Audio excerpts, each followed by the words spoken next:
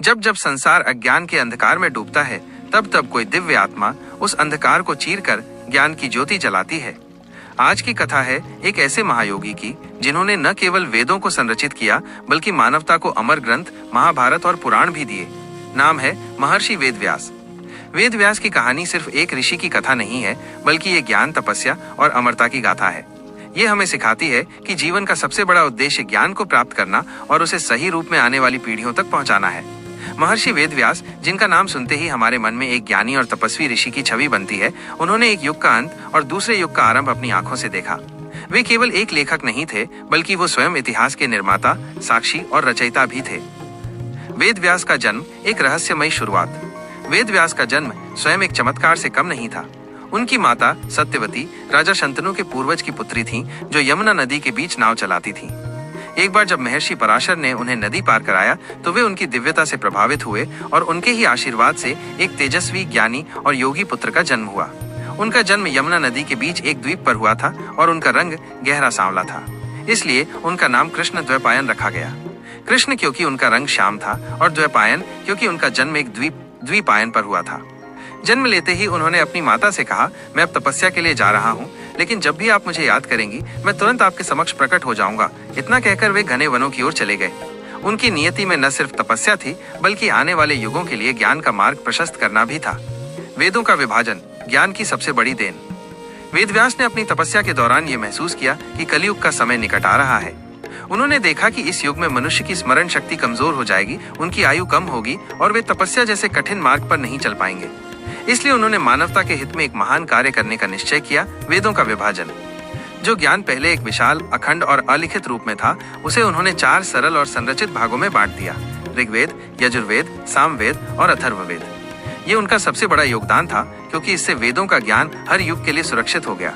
उन्होंने अपने 4 प्रमुख शिष्यों को इन वेदों की शिक्षा दी, ताकि ये ज्ञान पीढ़ी दर पीढ़ी आगे बढ़ता रहे और कभी नष्ट न हो। महाभारत की रचना, त्रिकाल का दर्पण। वेदों के विभाजन के बाद वेदव्यास ने एक और अद्भुत कार्य किया। उन्होंने इतिहास का सबसे बड़ा महाकाव्य महाभारत रचा। लेकिन ध्यान देने योग्य बात यह है कि उन्होंने इस महाकाव्य को केवल लिखा नहीं, बल्कि इसके हर पात्र को स्वयं जिया भी। महाभारत के 3 प्रमुख पात्र, धृतराष्ट्र, पांडु और विदुर, वेदव्यास की ही कृपा से जन्मे थे। इस प्रकार वे इस महाकाव्य के रचयिता के साथ साथ एक महत्वपूर्ण हिस्सा भी थे। उन्होंने जब इस विशाल महाकाव्य की रचना का निश्चय किया, तो इसे लिखने के लिए भगवान गणेश से सहायता मांगी। गणेश जी ने एक शर्त रखी, मैं बोलूंगा, आप बिना रुके लिखना। इस पर वेदव्यास ने भी एक शर्त रखी, मैं तभी बोलूंगा जब आप मेरे हर श्लोक का अर्थ समझकर लिखेंगे। गणेश जी ने इस शर्त को स्वीकार किया और फिर शुरू हुई एक अद्भुत लेखन यात्रा। वेदव्यास बोलते गए और गणेश जी लिखते गए, जिसमें धर्म, अधर्म, युद्ध, त्याग और सबसे बढ़कर भगवान श्री कृष्ण की गीता का महान उपदेश समाहित है। महाभारत एक ऐसा दर्पण है जिसमें जीवन के हर पहलू को देखा जा सकता है। 18 पुराण, ज्ञान की गंगा। वेदव्यास का ज्ञान केवल वेदों और महाभारत तक सीमित नहीं था। उन्होंने 18 महापुराणों और उपनिषदों की भी रचना की। इन पुराणों के माध्यम से उन्होंने जटिल वैदिक ज्ञान को सरल कहानियों, कथाओं और उपदेशों के रूप में आम लोगों तक पहुंचाया। उनके द्वारा रचित कुछ प्रमुख पुराण हैं: विष्णु पुराण, शिव पुराण, भागवत पुराण और स्कंद पुराण। हर पुराण में एक अलग तत्व समाहित है, जैसे किसी में भक्ति का महत्व, किसी में ज्ञान का सार और किसी में कर्म का उपदेश। इस तरह उन्होंने ज्ञान की एक ऐसी नदी बहाई जो युगों युगों तक मानवता को पवित्र करती रही। अमरता का वरदान, चिरंजीवी बनना क्यों? इतना ज्ञान एक मनुष्य में कैसे समा सकता है? इसका कारण ये है कि वेदव्यास केवल मनुष्य नहीं थे, बल्कि उन्हें भगवान विष्णु का अंशावतार माना जाता है। उनका जन्म ही इस उद्देश्य से हुआ था कि वे ज्ञान के संरक्षक बने। उनका ज्ञान और उनकी साधना भविष्य के लिए अत्यंत आवश्यक थी, इसलिए देवताओं ने उन्हें चिरंजीवी होने का वरदान दिया।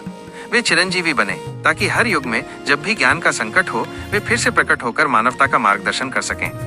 मान्यता है कि वेदव्यास आज भी हिमालय की किसी गुफा में ध्यान और साधना में लीन है। कई साधक दावा करते हैं कि उन्होंने आज भी किसी दिव्य ऋषि को देखा है जो वेदों की गूंज में तल्लीन है, और वही है महर्षि वेदव्यास। निष्कर्ष, वेदव्यास की कथा हमें सिखाती है कि ज्ञान ही सबसे बड़ा बल है, जो स्वयं को नहीं दर्शाता बल्कि दूसरों को दिशा देता है। जो व्यक्ति अपने स्वार्थ से ऊपर उठकर ज्ञान को मानवता की सेवा में समर्पित करता है, वही सच्चा ऋषि और सच्चा चिरंजीवी होता है।